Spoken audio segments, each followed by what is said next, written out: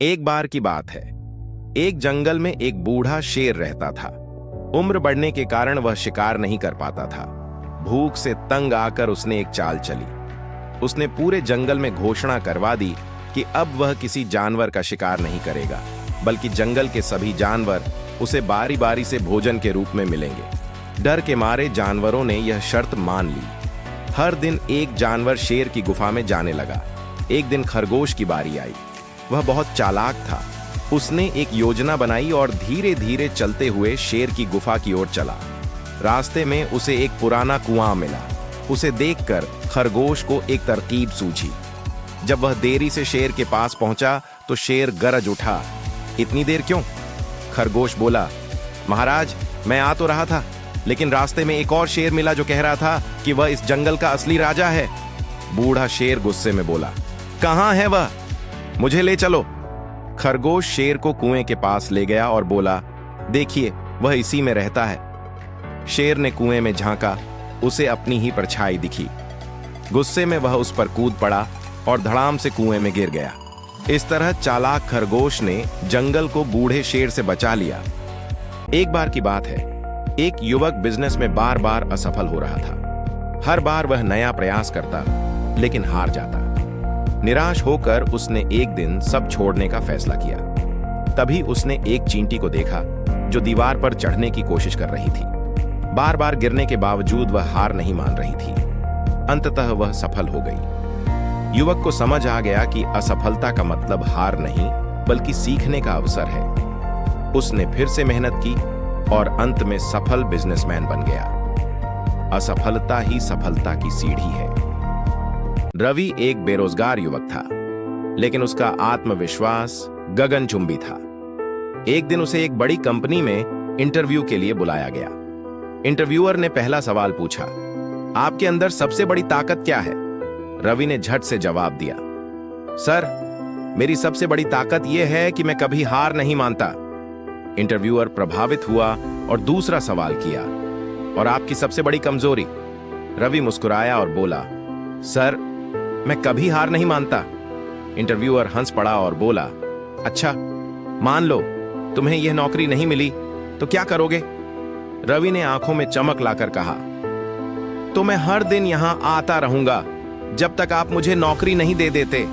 Interviewer हंसते हंसते कुर्सी से गिर पड़ा और बोला, बस कल से ज्वाइन कर लो। सीख, कभी हार मत मानो। जिद भी कभी कभी जीत दिला देती है। गांव में एक गरीब लड़का रमेश रहता था, जो पढ़ाई में बहुत अच्छा था, लेकिन उसके पास किताबें खरीदने के पैसे नहीं थे। वह रात में स्ट्रीट लाइट के नीचे पढ़ता और मेहनत करता रहा। गांव वाले उसका मजाक उड़ाते, लेकिन उसकी मां हमेशा उसे प्रेरित करती। कई सालों की मेहनत के बाद रमेश एक बड़ा अधिकारी बन गया। जब वह अपने गांव लौटा तो वही लोग जो उसका मजाक उड़ाते थे उसे सम्मान देने लगे। उसने साबित किया कि सच्ची सफलता मेहनत और विश्वास से मिलती है। हालात कभी बाधा नहीं बनते। रवि और अमन बचपन के सबसे अच्छे दोस्त थे। स्कूल से लेकर कॉलेज तक हर मुश्किल में वे एक दूसरे के साथ खड़े रहे। एक दिन अमन की नौकरी छूट गई और वह बहुत परेशान था। रवि ने बिना किसी संकोच के उसे अपने साथ काम में शामिल किया और उसकी हर संभव मदद की। कुछ साल बाद जब रवि को एक बड़ी परेशानी का सामना करना पड़ा, तो अमन ने बिना सोचे समझे उसकी मदद की। वे दोनों समझ गए कि सच्ची दोस्ती सिर्फ खुशियों में साथ रहने का नाम नहीं, बल्कि मुश्किल वक्त में एक दूसरे का सहारा बनने का भी नाम है। आलसी रमेश की अनोखी तरकीब। रमेश दुनिया का सबसे आलसी आदमी था। घर में चप्पल पहनने से भी बचता, ताकि जूते पहनने का झंझट न हो। एक दिन उसकी मां बोली, बेटा, कुछ काम कर लो। रमेश ने एक बढ़िया आइडिया निकाला, अगर मैं कोई ऐसा काम करूं जिससे जिंदगी भर आराम मिले तो बढ़िया रहेगा। उसने गांव के सबसे बड़े आम के पेड़ के नीचे चारपाई डाल ली और सोचने लगा।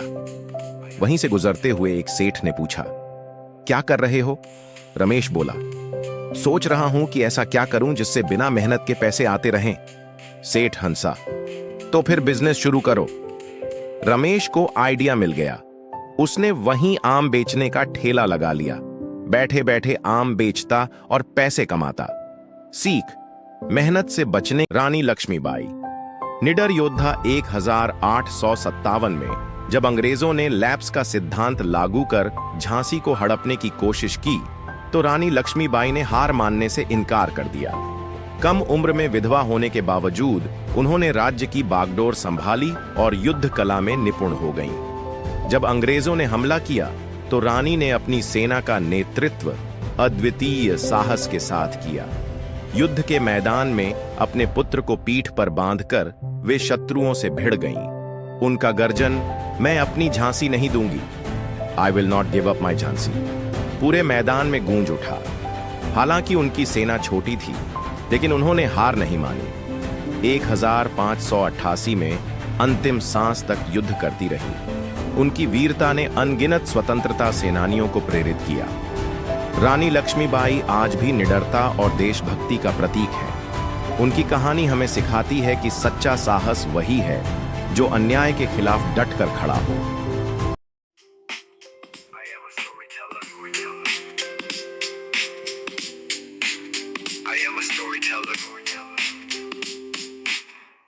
I wander with a bundle of words, writing the tales every heart preserves, weaving smiles, stitching tears. I am a storyteller dreaming for years.